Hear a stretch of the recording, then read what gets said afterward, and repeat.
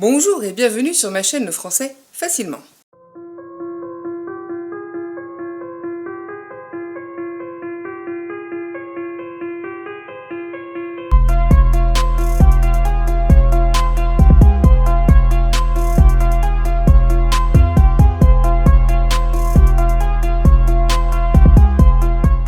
Aujourd'hui, je vais vous parler du sens des mots. Car bien sûr, un mot peut avoir plusieurs sens. Les mots ont ce qu'on appelle un signifiant. C'est-à-dire tout simplement ce qu'ils sont dans leur forme visible et sonore. Mais ils ont aussi un signifié. Là, ça veut dire un sens. Du coup, un mot peut avoir plusieurs signifiés, donc plusieurs sens. Et à l'inverse, un signifié, donc un sens, peut correspondre à plusieurs mots. Nous allons parler de sens propre et de sens figuré. Tout d'abord, le sens propre. Eh bien, c'est ce que le mot signifie littéralement, donc la réalité concrète qu'il désigne. Exemple, un chemin est une voie de terre qui va à un ou plusieurs lieux. Tous les chemins mènent à Rome. Le sens figuré, lui par contre, c'est l'image que le mot peut nous donner. Exemple, le chemin de la vie. Nous ne marchons pas sur la vie, nous poursuivons notre chemin jour après jour. Le sens d'un mot va également changer selon le préfixe ou le suffixe, ou même les deux, qu'on va lui ajouter. Mais là, je vous renvoie vers des précédentes vidéos sur les préfixes et les suffixes.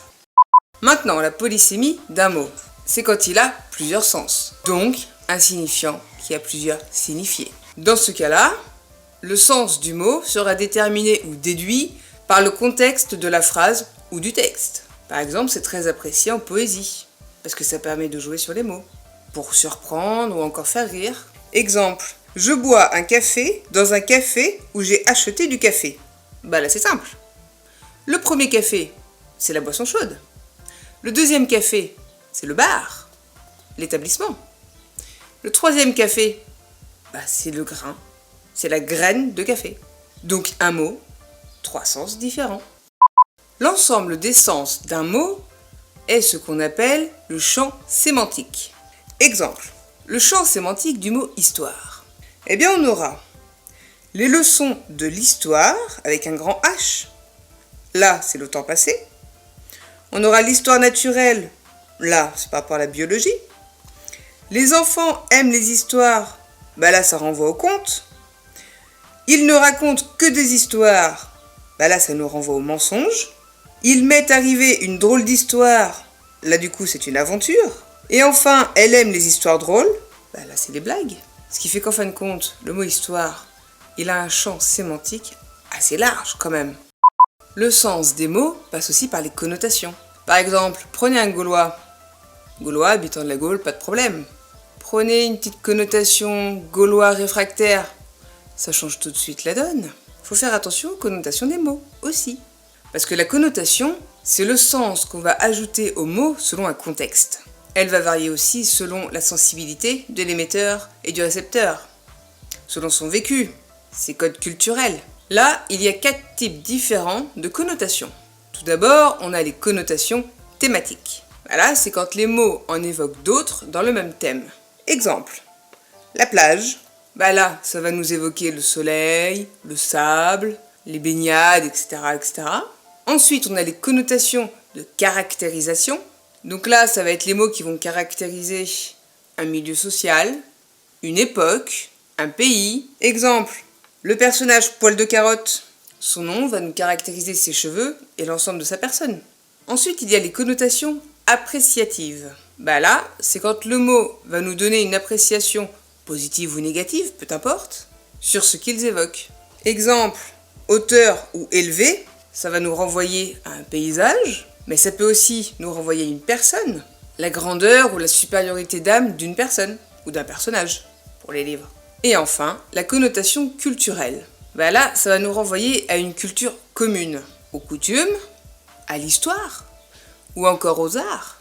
Exemple, après Austerlitz, on redoutait la Bérésina. C'est la phrase d'un commentateur sportif qui renvoie à l'époque napoléonienne pour parler du cyclisme. Ensuite, nous avons les réseaux lexicaux. Un réseau lexical, c'est l'ensemble des mots qui vont se rattacher à un même domaine, que ce soit par leur sens propre, comme par leur connotation.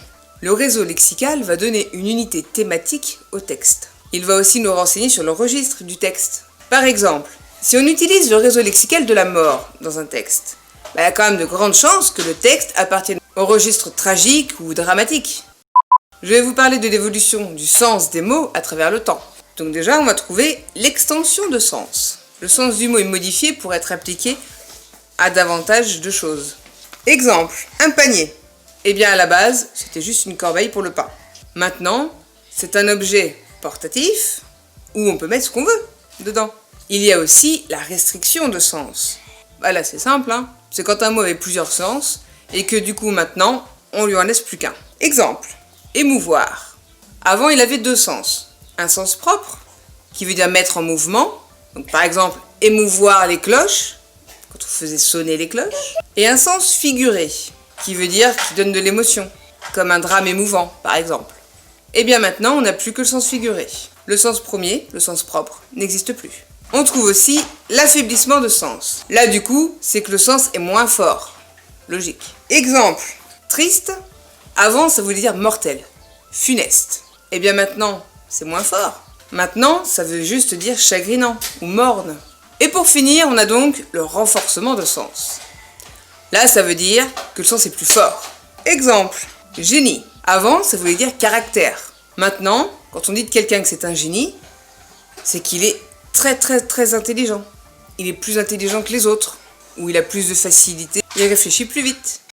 Voilà, j'espère que cette vidéo vous aura plu, que vous aurez compris des choses, ou déterré des choses de votre mémoire. En attendant, n'hésitez pas, likez, partagez, commentez. Mettez un commentaire si vous avez besoin que je traite d'un sujet, par exemple. Je verrai ce que je peux faire. Activez la petite cloche. Et abonnez-vous si ce n'est pas déjà fait. Bonne journée, à la prochaine.